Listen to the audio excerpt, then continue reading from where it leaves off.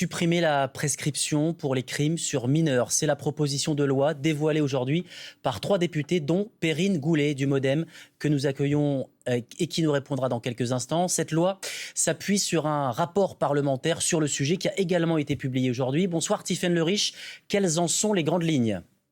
Bien, vous l'avez dit, une proposition phare du rapport ressort, celle de rendre imprescriptibles les crimes commis sur les mineurs, et ce, que ce soit à la fois sur le plan pénal ou sur le plan civil. Pour rappel, à l'heure actuelle, les victimes de viols durant l'enfance ont jusqu'à l'âge de 48 ans maximum pour porter plainte. Le délai de prescription étant fixé à 30 ans à compter de la majorité de la victime. En cas d'imprescription, donc, il n'y aurait plus d'âge limite pour porter plainte. Cette proposition, elle n'est pas nouvelle. Elle avait déjà été portée dès 2023 par une commission indépendante sur les crimes sexuels commis sur les mineurs. Pourquoi ? Eh bien, parce que les associations rappellent que les victimes de violences sexuelles durant l'enfance prennent du temps, souvent des années, pour réaliser qu'elles ont subi des violences, et même lorsqu'elles réalisent les violences qu'elles ont subies, eh bien, la libération de la parole est particulièrement tardive pour ces victimes, parce qu'elles tentent souvent de protéger les membres de la famille qui les a agressées, ou bien parce qu'elles sont souvent sous l'emprise psychologique de leur agresseur. Enfin, à préciser que ce texte pointe certes du doigt les crimes sexuels qui seraient rendus imprescriptibles, mais tous les crimes sur les mineurs de manière générale sont visés, et donc à la fois les meurtres, les actes de torture ou encore les actes de barbarie. Tiffaine, dans notre droit actuellement, quels sont les seuls crimes qui échappent à la prescription ? Eh bien, à l'heure actuelle, dans le droit français, un seul type de crime est jugé imprescriptible. Il s'agit des crimes contre l'humanité, et ce, depuis une loi datant de 1965. L'idée étant pour les législateurs de l'époque d'appliquer un régime exceptionnel pour des crimes relevant d'une telle gravité. Là, eh bien, c'est la même logique pour les crimes commis sur les mineurs. L'idée est d'acter qu'il ne s'agit pas d'un crime de n'importe quelle nature. Regardez ce que déclare la co-rapporteure du rapport à ce sujet. Il s'agit de rappeler qu'on ne touche pas aux enfants, et que si on y touche, on peut même 40 ans, voire 50 ans après les faits, devoir en répondre devant la justice.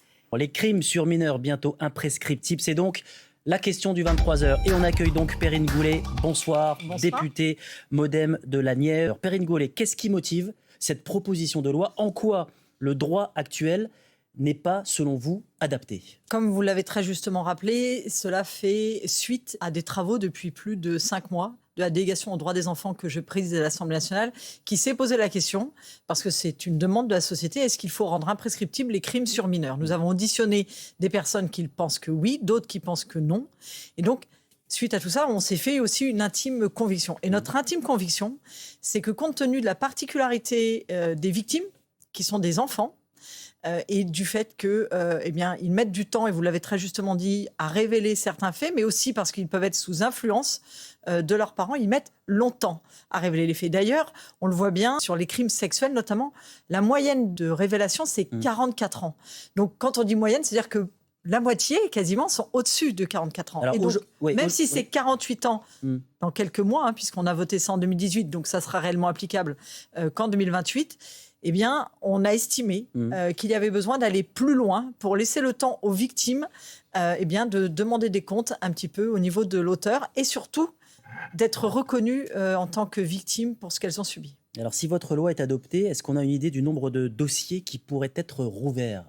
Alors, on ne pourrait pas avoir de dossier rouvert, parce qu'à partir du moment où il n'y a pas de rétroactivité de la loi, tous les faits qui sont prescrits à l'heure actuelle resteraient prescrits. C'est-à-dire que si on arrive à bouger cette loi et qu'on dit, par exemple, au 1er janvier 2027, tout ce qui n'est pas prescrit devient imprescriptible, malheureusement, si votre prescription tombait le 31 décembre 2026, vous serez prescrit. Qu'est-ce que vous répondez à ceux qui affirment que de nombreuses affaires risquent d'être classées sans suite, faute de preuves disponibles ? Mais en fait, soyons un petit peu réalistes, c'est déjà le cas aujourd'hui. Malheureusement, un grand nombre des victimes se heurtent à un classement sans suite ou à un non-lieu, parce qu'on a des difficultés à avoir la preuve, que ce soit prescrit ou non. Parce qu'en fait, on se retrouve, et notamment dans tout ce qui est violence intrafamiliale, dans un huis clos, où c'est des parents qui agressent des enfants. Et donc, quoi qu'il arrive, c'est secret. Les adultes savent très bien manipuler les enfants pour que les enfants ne disent rien, laisse rien transparaître à l'extérieur. Et puis quand on est habitué depuis tout petit à être victime de violence, il n'y a pas forcément de différence de comportement. Et surtout, ce qu'on a appris par les magistrats, les forces de l'ordre, c'est que de toute façon, dans ces procès, c'est souvent parole contre parole. Et donc, parole contre parole, que ce soit dans 6 mois, dans 6 ans ou dans 60 ans, ça sera toujours parole contre parole. Et donc, aujourd'hui, ce qu'on dit, c'est pas forcément la volonté de mettre toutes les personnes qui ont 90 ans, en prison, mais de permettre à la victime d'être reconnue victime. Et ça, c'est très important pour permettre de se reconstruire.